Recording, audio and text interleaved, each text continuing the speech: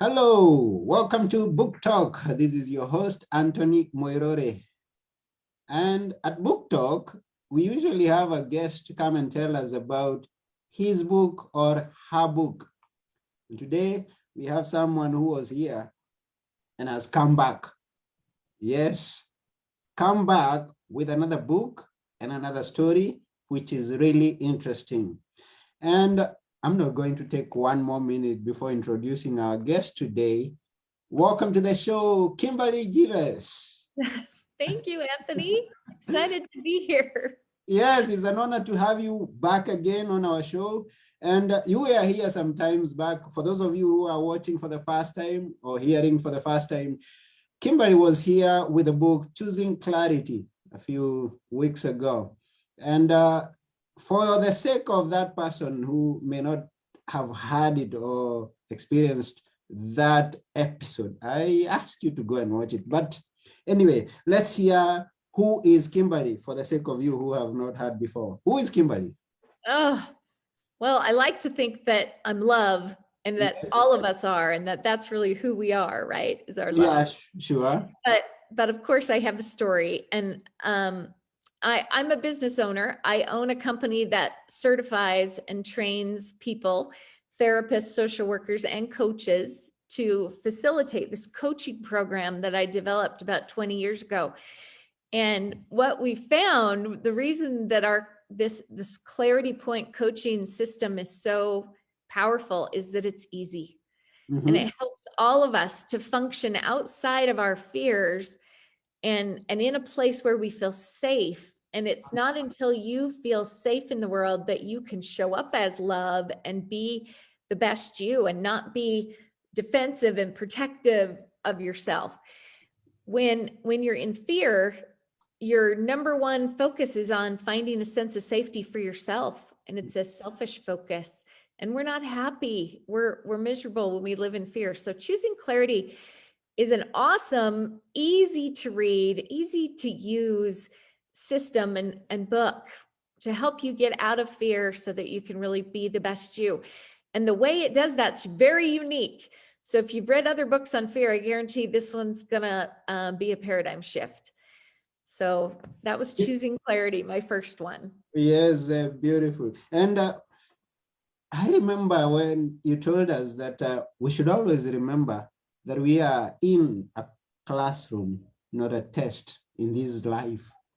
I mean, we are not there to be tested and told you are wrong or right, or you are out of the class. We are learning, and every single day that comes, the experiences that we go through, is important to remember that we are not here to be tested. We are here to learn the lessons and live them. And that means that your value isn't on the line. You don't have to earn or prove your value. We all have the same intrinsic worth. Every human soul does. And you can't lose it. You can't be less than anybody else, but you also can't be better than anybody else. Okay. We're the same. Yeah, so that was Choosing Clarity. But today we are discussing another book, which is, please tell us. The People Guidebook. The People Guidebook for Great Relationships. And you guys, this is a thin, easy read, short little book. But how big is it? It's kind of almost a fit in your pocket size book, and it's not even very long. Yeah. But I give you the secret to understanding other people and yourself and why we behave the way we do. And it's so simple when you learn it this way, and it will change your relationships because you'll understand other people's behavior and be able to honor and respect them at a different level. And that's beautiful. Because I'm trying to imagine that the things that we don't do right is because we do not understand.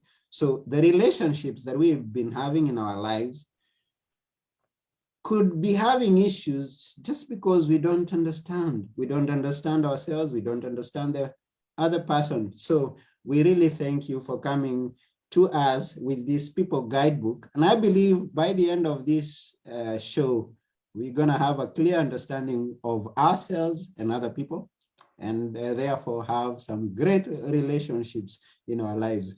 So let's get to hear more.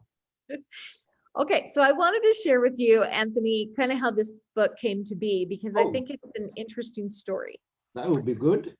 So about 4 or 5 years ago, I decided that I wanted to start taking my program and my books outside the United States. So Mhm. I sort of made this my goal, and I put it on my vision board, and within 2 weeks of putting this intention out, I got a call from a lady in India who invited me to come speak at a women's economic forum in Delhi.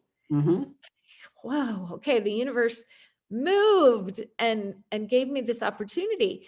Mm. And I was so excited to speak to all these women. Well, I get there and they have assigned me to speak the first slot in the morning after having a big party the night before. Mhm. And I showed up to speak and the room was mostly empty. Like everybody was still in bed after this big party. They didn't get up to hear my speech. Okay. Universe, what, you brought me all the way out here to give the speech and no one's here. What's happening? Mhm. But I really believe that we trust that whatever happens is our perfect classroom, and Mhm. that the universe knows what it's doing and it's still conspiring to serve me. Mhm. So I got out there and I gave my best speech. Well, the next day I got in the elevator in this building in Delhi, and a really nice woman from Australia got in the elevator with me, and she said, I heard you speak yesterday, and I would love to ask you some questions. She was one of the very few people in the audience. Okay. And we started talking, and she said, you know, you sound American. Where are you from? And I said, Utah, from Utah. Mhm. And she said, she just turned white. And she said, I can I got to ask you some questions, and I have to tell you something that happened to me yesterday. She, in the middle of the night, there was a knock on her door, Mhm. and it was this little old lady from Kosovo. And she said, I had a reservation at this hotel, and when I got here, they've double booked and they don't have a room for me, and I need somewhere to sleep. Would Oh. you let me share your room? Mhm. And she said, well, I only have one bed, but sure, come share my bed with me, total stranger. And she allowed this woman to come in and share her room. Well, the next morning, the lady offered to do a coffee reading Mhm. and read her coffee cup to repay her kindness. Mhm. And she said, listen, according to your coffee cup, it says you're about to meet your perfect twin and you're going to move to Utah. Mm. And she said, listen, I live in Melbourne, Australia. I'm not going to move to Utah. Well, this is what your coffee cup says. And she said, oh, that. Okay, it's kind of weird, but whatever. She left the room, went down the hall, and got in the elevator. And I was in the elevator, Mhm. and she met me, who was Okay. from Utah. So we started to talk, and it turned out that a lot of the research she had been doing in Asia and Australia over the last 15 years and my program fit together really Mhm. well. Okay. And I actually offered her a job to move to Utah to come and work with me and develop some programs together. Okay. And 6 weeks later, she moved to Utah and fulfilled this fortune that she'd been told. So it was really a crazy thing that the universe brought this into my life. And it was the reason I was supposed to go speak in India, which was not what I thought the reason was. The universe brought me something completely different and much, much better. Mm. Over those years, I was able to put together this program, the 12 shapes, using what we had learned from each other and Okay. created this. So the 12 shapes is a people science that's brand new, that's not like anything the world has seen before. Mhm. A lot of people tell me it looks and feels like a personality test. Did you feel that way when you took it? Um, Not really. I mean, because I didn't know what I was going to expect at the end of it. Yeah. Mhm. Well, it kind of looks and feels like a personality test. What's different is it's not based on your personality at all. Okay. So we believe there's 12 types of people in the world, but this is based on what actually drives your behavior, Okay. which is what you fear most Hmm. and what you value most Yeah. or love. I believe that we only come from two places. We come from love or we come from fear. Every minute Hmm. of the day, we're functioning in one of those states. Hmm. So, understanding what you fear most and what you love and value most is the secret to understanding yourself. So, Okay. really quick, Anthony, I want to share with everybody the two fears. And Yeah. by the way, we all have both of these fears. Every person on the planet does battle with both of them. And we talked about them in detail in our Choosing Clarity show. Hmm. I'm not going to get into great detail today, but just to kind of explain what they are. The first core fear is called the fear of failure. Yeah. It's the fear that I might not be good enough. Hmm. We all have that one. We Hmm. all fear that. The second we call the fear of loss.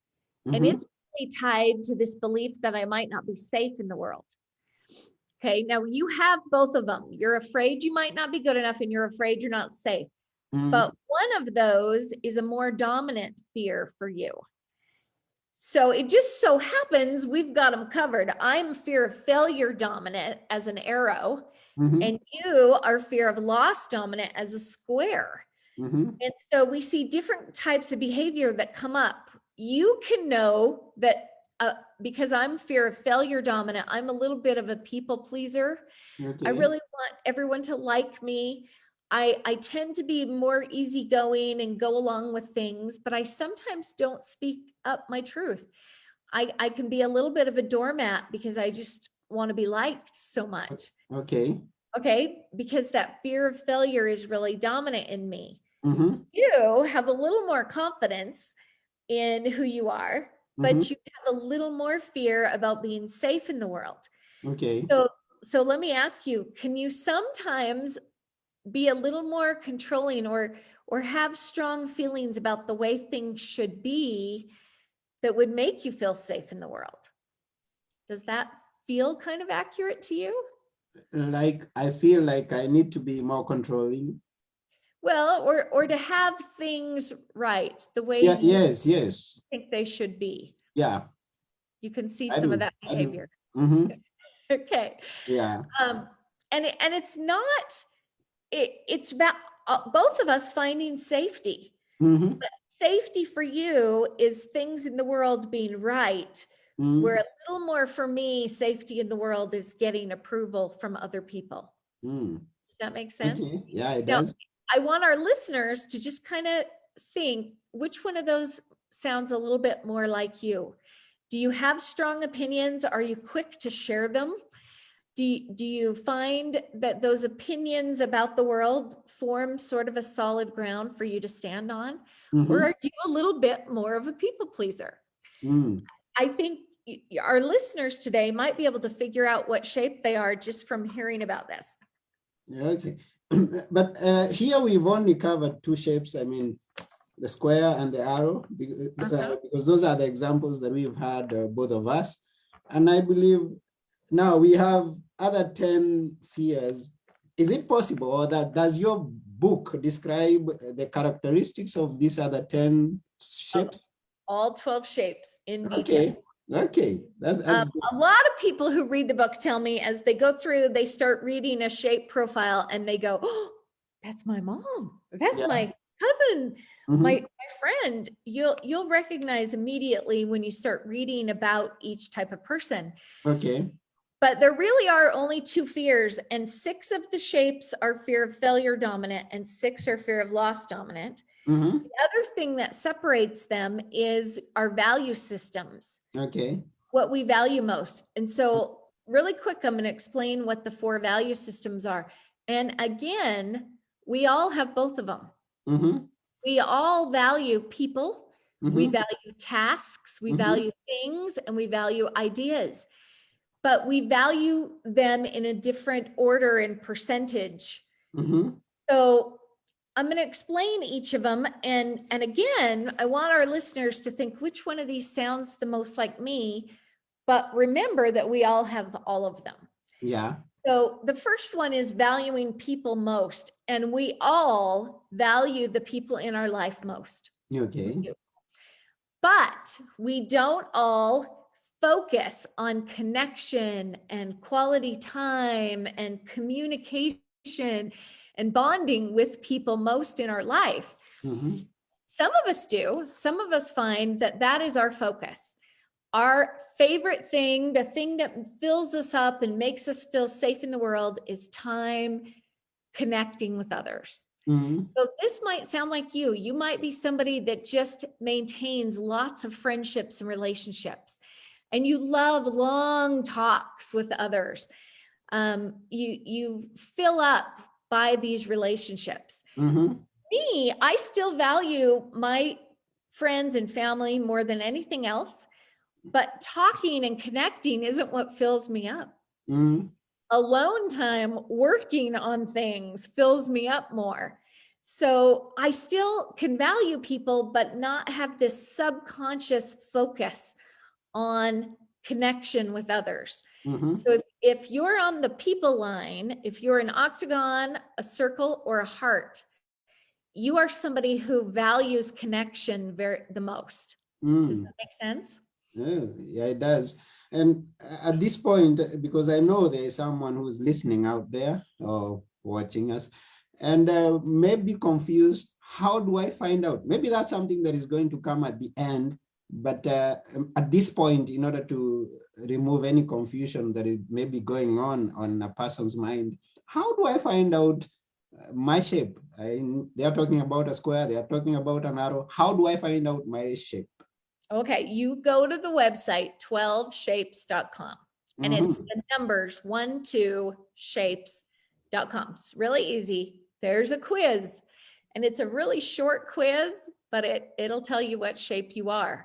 It's Okay. going to ask you questions to determine which of these value systems is your most dominant one. Mm. So 12shapes.com, and you find out your shape. And then when you find out your shape, you listen or you get the book to read, what does your shape describe you to be? And Yep. once you also do that, I mean, look at the shapes, you understand other people and where they lie in the line with these 12 shapes. Yeah. Yeah, so Absolutely. let's proceed. Okay, so people is the first one. The second one is tasks. Okay. And I know we've got some other people out there that are like me, who first thing in the morning, they're thinking, what have I got to do today? What's my to-do list? Mm-hmm. Because getting those tasks accomplished Mm-hmm. is what makes me feel safer in the world. And I almost can't relax until I finish things.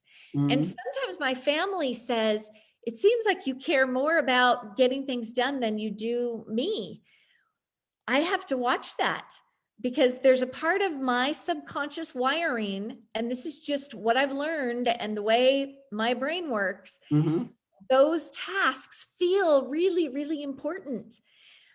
People who are task driven also tend to be very productive, very efficient with their time. They are hard workers. They're sometimes workaholics, Mm-hmm. but getting those tasks done is just really what drives us. So Okay. does that sound like you? Or are you a things person? Now, Mm-hmm. the people on the things row, some of them can be a little materialistic. They value what those physical things say about them. Mm-hmm. So the kind of car you drive, the clothes you wear, the kind of house you live in kind of feels like it determines their worth. Mm-hmm. So those things feel important to them. But Mm-hmm. we also get artists who their creation of things in the physical realm is their focus, their art. Mm-hmm. Get inventors, people who spend their time creating machines and inventions. Mm-hmm. And isn't it wonderful that we have humans that are part of all of us that do focus on those things, because where would we be if we didn't have inventors and builders and creators and artists that do focus on that physical realm? So you might be someone like that. You might be someone that has a hard time throwing things away. And you keep too many books and too much junk around your house because there's a sense of safety there. Yeah. So does that sound like you? Or the last one, the fourth, is ideas. And if you're an idea person, you value books and learning and knowledge. You value principles and values and belief systems. And so you highly value people in your life, because they're one of the most important values that we should have. I get a lot of squares like you, Anthony, who say, I don't know, I think I value people most. Well, you do, because it's an appropriate value system to put people first. Okay. But what you really value in there is values themselves. And putting people at the top of your priorities is a good value system. Squares are incredible because they value systems and processes too. They have procedure, and they're so good at creating systems. They often become teachers because they want to share their knowledge and understanding with others. So on the ideas line, we get a lot of people who are active in politics or environmental causes and those kind of principles in the world. Okay. So those people can be highly opinionated. Yeah. They can have strong views on certain things because ideas matter a lot. Now, like I said before, you have all of these. They're all in you, but you have some that are a little more dominant than others. And so the quiz is going to tell you basically what your most dominant one is, and therefore what your shape is based on those values and those fears. Now, what's so cool, now that I know Anthony is an idea person, he's somebody that I'm gonna love to talk to about interesting ideas. And we were funny, you and me, when we started the call, we started talking about what's going on in the world and all the things it creates. And we love those deep conversations about interesting topics. And I know Anthony would always be my friend that I would go to when I want to have those kind of conversations. And I would make sure that I honor his values and what's important to him, because I know that's a value system. Now that he knows that I'm an arrow, he would know that I'm a more short communicator than a long one. I like to get to the chase, and long conversations might be kind of draining to me. So he would know that with me, you want to kind of cut to the chase and have efficient time. He'd know that he should probably be on time dealing with me, because that's something that I would value. And this brings us to the next question that was on my mind, because you mentioned about now comparison of two shapes. Now, the question was, are there shapes that are more compatible with others and others that are not? Yes. And on my website, 12shapes.com, I actually tell you how to date by the shape. Okay. And are you single or are you married, Anthony? Myself, I'm married and I have 2 boys. Oh, that's wonderful. Okay, so I'm single. So in your situation, you want to understand the person that you're in a relationship with.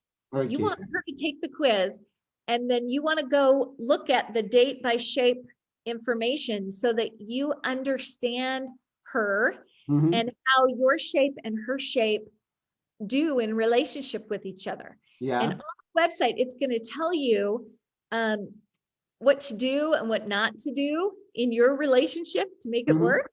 And it's going to give you some hacks. Okay. Anthony, make sure you do these things with your spouse, and you will always get along well. For me, the website's going to tell me who I would be most compatible with. And the relationships, I could do a relationship with anybody. And if I understand and I honor and respect the differences and the way they are, I could make it work. But there are people that it would be easier with. And Okay. so it's going to tell you these would be easiest. And if you start dating somebody like this, here's the do's and don'ts in dating to make sure that you get along. So that's kind of fun. That's fun. And what I'm getting from these, one of the greatest lessons that I should get from this conversation is that all of us are important in one area or the other. I mean, just because someone is on time and the others are not, or just in case someone is very orderly in whatever things that they do and how they do it, does not make him or her so special, or does not make someone so down in being in that group or that relationship. It just makes them unique, and we should accept that. Oh, that is the message, Anthony, that I want everybody to get to the book. Okay. Because we have problems with judgment. You know, if you put any two people in a room, they're going to start noticing the differences in each other. And those differences make us think that one is better and one is less. Yeah. And this we talked about on the Choosing Clarity call. This is the issue behind almost all of the problems on the planet, that we as human beings tend to see others as better or less based on the differences. Yeah. So what we want everybody to get from this is we all have the same value. We are wired different.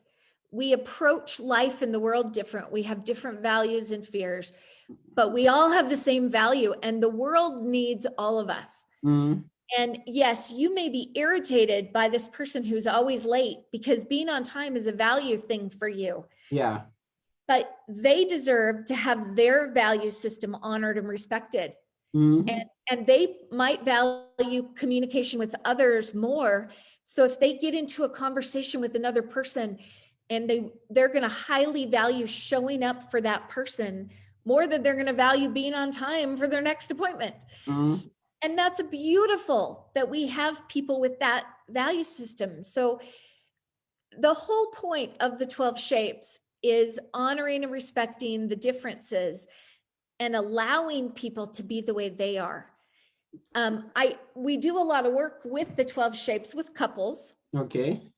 And everybody that comes to us that's having problems in their relationship, they want this relationship fixed by changing the person that they're with. They would like us to fix them and make them behave the way I want them to. Yeah. That's not the answer.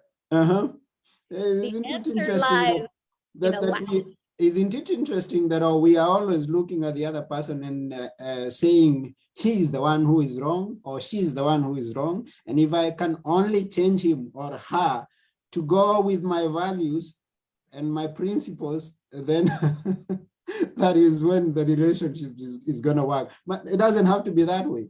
I mean, no, we can't change other people. Yeah, sure.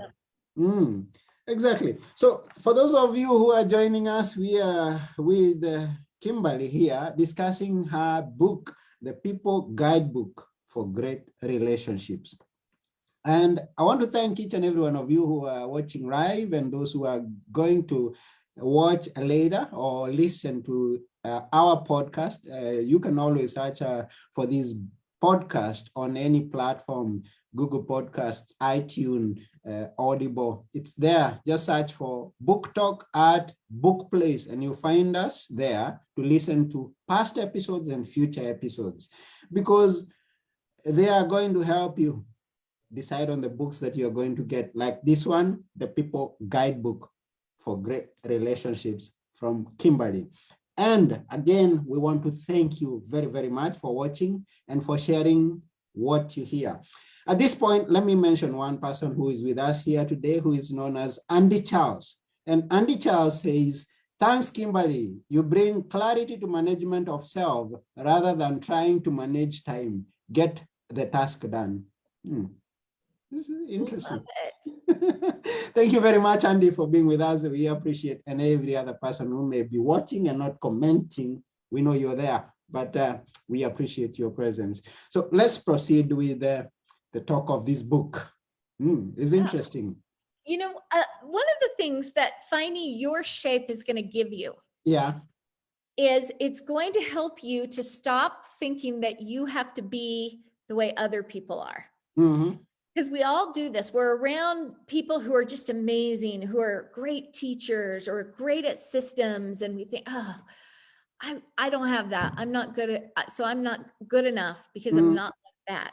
What your shape is going to give you is what your magic is. Because you have a gift to give to the world, and it's tied to how you're wired, and the way you are is perfect.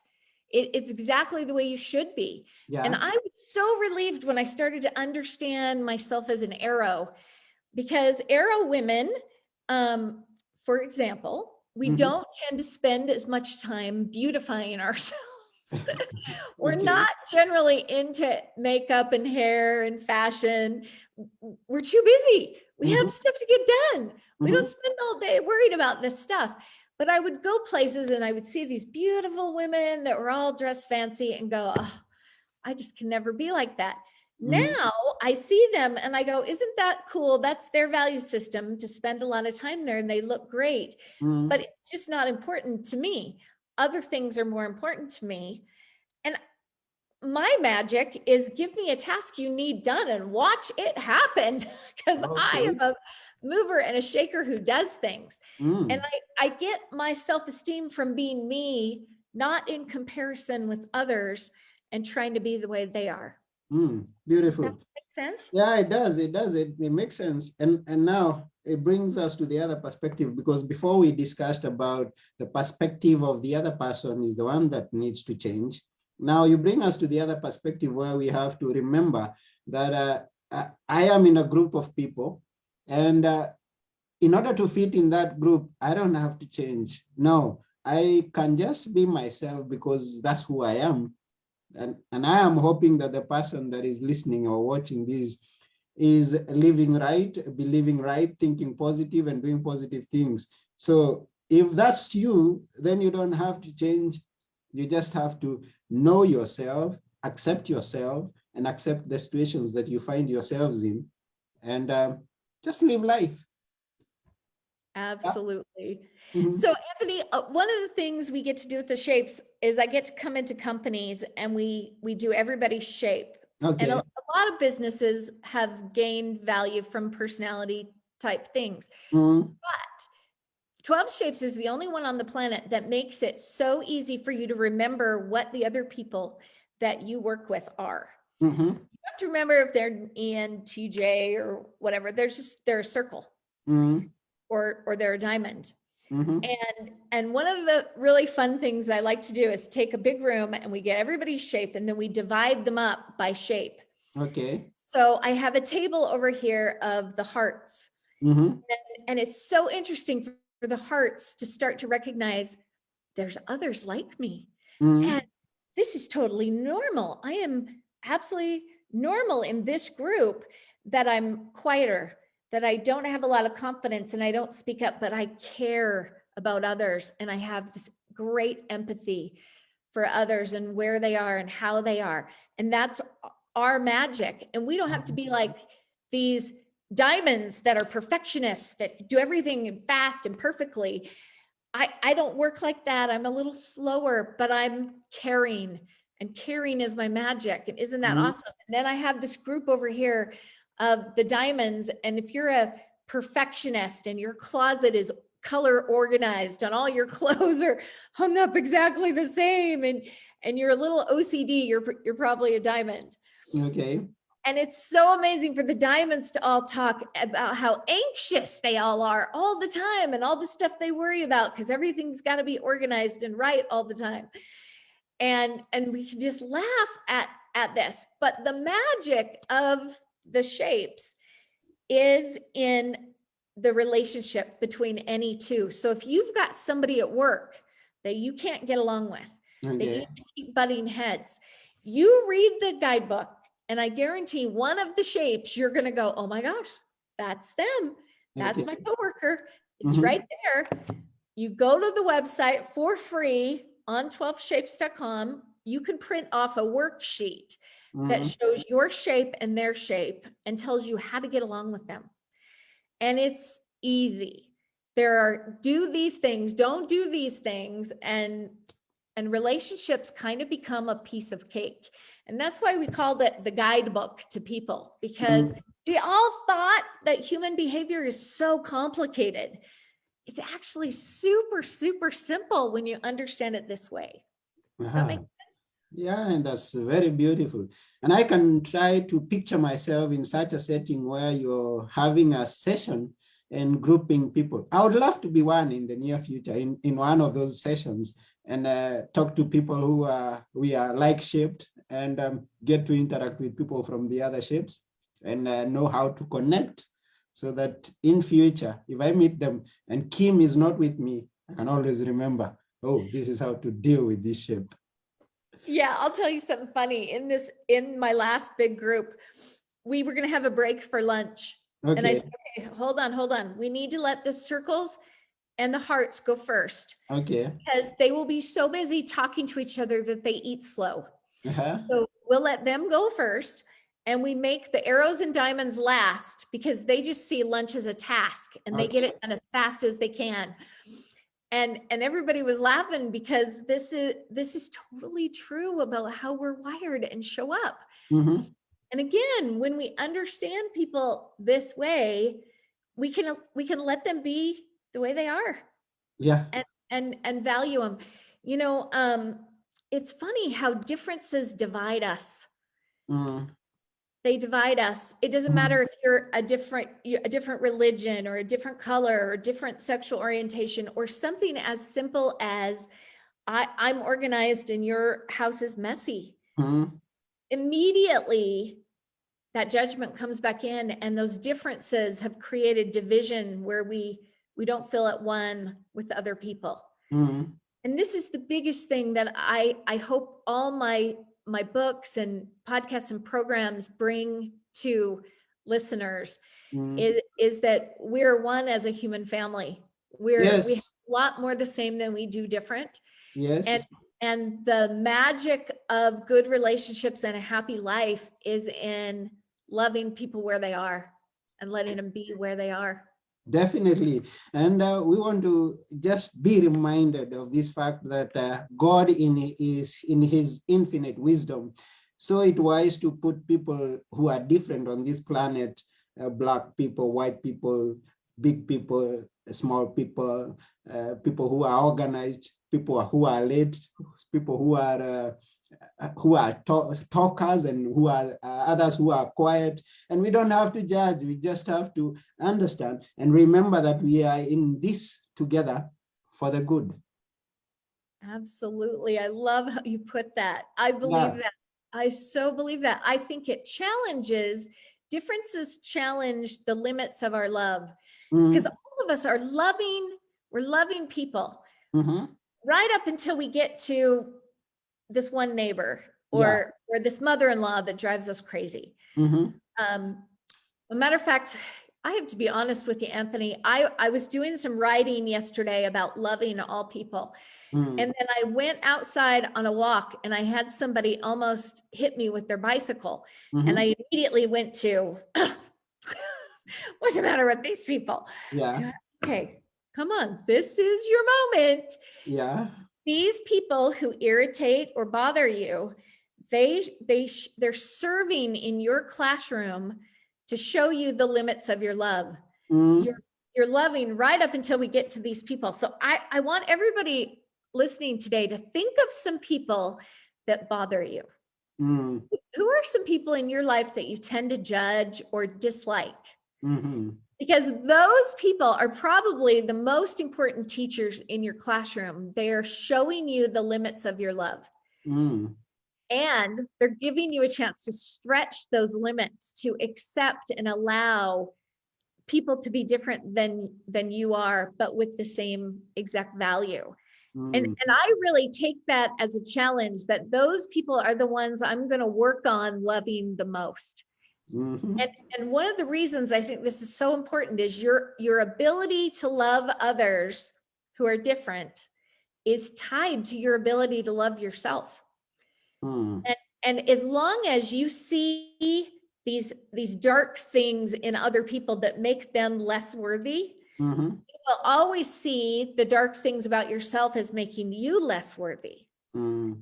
So as you work on really loving those people that drive you crazy, that are the hardest for you to love, the more that you work on loving them, you're literally increasing your ability to love yourself too. Does that Mm. make sense? Yeah, sure it does. And it works both ways, just as you say. Now, I love myself to love others, and I love others, and I'll be more able to love myself. It's a two-way traffic, as we say. It is. And one important fact that you've mentioned just before, you've made us realize as we are moving on, is the fact that don't we all have to be reminded, even though being teachers, even though knowing the things that we should be doing, and even though watching or listening to this episode and getting to know how to accept other people, we forget. And situations may find us in circumstances that we act in a way that we have to remember what Kim told us: accept other people, identify them and their shapes, and know how to live compatibly with them. Yep, we So, do. A matter of fact, Anthony, I like to keep a list and I call it my limits list. okay. Okay, so it's a list of the people that show me the limits of my love. So if I'm irritated with anybody, their name goes on this list. Uh-huh. If I judge them for the way they function, their name goes on this list. Okay. And I'm constantly working on taking names from that list and changing my mindset around them to be one of love and acceptance and allowance and compassion.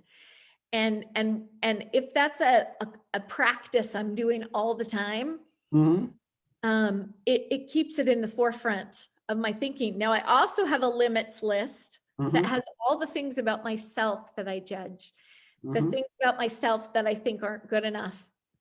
And And and and that's how another thing you got to okay. work on. And how do you do that? How do you remove someone from a list? Give us an example, please. Okay, so I take one of these people and I like to first allow myself to go to my dark side Mm-hmm. and see what my ego has to say about them. So I let myself write down all the things they do that I would never do, that are bad or not nice, and I hear what my ego has to say about them. Okay. And you know what? It's not pretty. It's not loving. It's not true to who I want to be and who I really believe I am. Mm-hmm. But it's important to kind of let yourself see what your ego has to say. Well, Yeah. why does my ego want to see them that way? What's the win? What do you think? What do you think the benefit to your ego is when you look down on other people? Mm-hmm. What do you think? The benefit, I mean, that benefit that makes me feel that I am more important than them. I mean, Yeah. also to guess. Yeah, your ego, the more you find bad in others and you Yeah. cast them as worse than you, that makes you better. Mm-hmm. Ego thinks that it's a win to my self-esteem when I can focus on the bad in other people.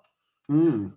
That's Now, I know interesting. we've got people listening who find themselves here too often of focusing on the bad, and they like to maybe gossip or point out, the bad in other people. We all do it.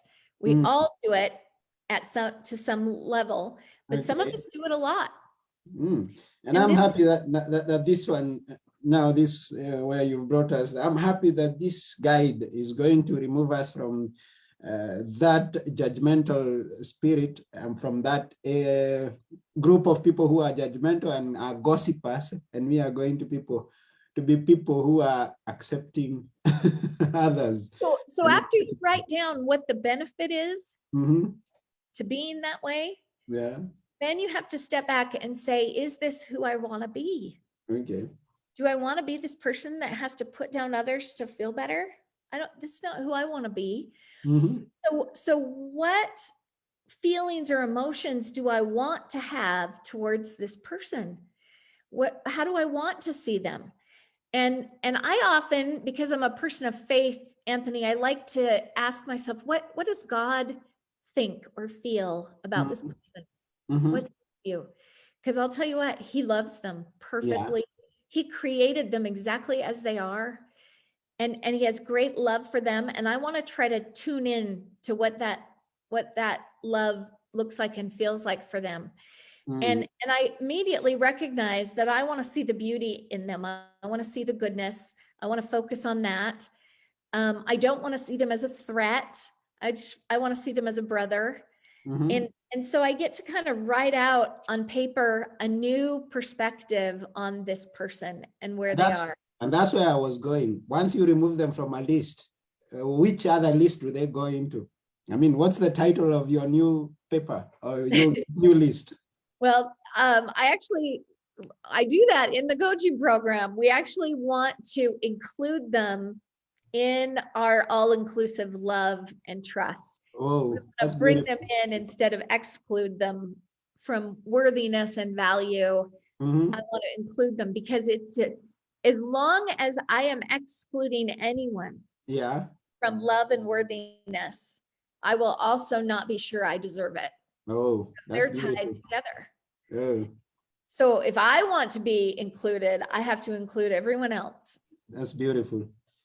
Yeah, beautiful, beautiful. So once again, we really want to thank you very much, Kim, for being with us. Now, Coach Kimberly, she's coach. So if you're listening there and you need some guidance on how to appreciate people more and uh, accept them and have great relationships, go get the book, The People Guidebook for Great Relationships by Kimberly Giles, or go to 12, no, not even all, before you go get the book, or after you get the book, go to the website 12, that is 12 Shape. shapes.com, and take a quiz there. They will tell you what your shape is, and after you know your shape and other people's shapes, then you're gonna get to have some great relationships. So once again, Coach Kimberly, we can't thank you enough for being with us on this episode. We are really grateful, and for the insights that you shared with us today, we thank you very much. Oh, thank you, Anthony. I appreciate you inviting me back. It's always so fun to talk to you. Yes, it's fun to talk to you too. And before we go, as always, I would like you to share with us a few words that we should remember you with, or remember the lessons we've learned with. So, Anthony, when you and I started talking today, we were talking about the war in Ukraine, Yeah. and we see aggression, attack from one country on another, right? Mhm. And I ask myself always, how is this our perfect classroom? What is this supposed to be teaching us that we're having this experience in the world right now? And one of the things that came to me this morning is we all attack other people on occasion. We Mhm. get short-tempered by something someone does. We disagree with the way they are, and we either attack them personally or behind the scenes with gossip, we attack them. And we're seeing that attack is so wrong. No other human soul deserves to be attacked. Mhm. But yet we justify ourselves attacking people sometimes. And so what I thought this morning that I want to leave with everybody is peace. It starts with us. It starts with us recognizing that attack is never the right answer. We're never justified. Honor and respect and love are the only gifts worthy of other human souls that God has created just like us. Mhm. And the whole point of 12 shapes is to honor and respect and have compassion for each person, no matter how different they are from you. So Mhm. it starts with us, and we can make a difference. And we are in agreement to that. And when we come to imagine of it, when we get to know ourselves much more and understand the other people and have great relationships, not fighting one another like the war is happening. What a beautiful world would that be? So let's get to understand one another, accept one another, and live peacefully with each and every one of each other. So once again, thank you. This has been your host, Anthony Morore, and our guest, Kimberly Giles. We thank you. Bye for now. Bye.